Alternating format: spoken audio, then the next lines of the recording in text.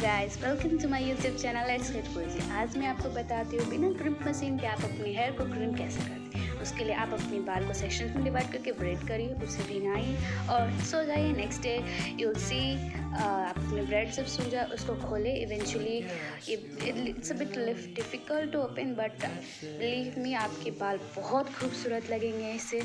और देख सकते हैं as you can see how beautiful my hair is looking and it's a bit hard, I know, but believe me the results will astonish you. This is my final result. आप देख सकते हैं बिल्कुल machine वाला look आया है without machine. So please do like, share, subscribe and try this hack. Bye. Thank you for watching. Please like and subscribe.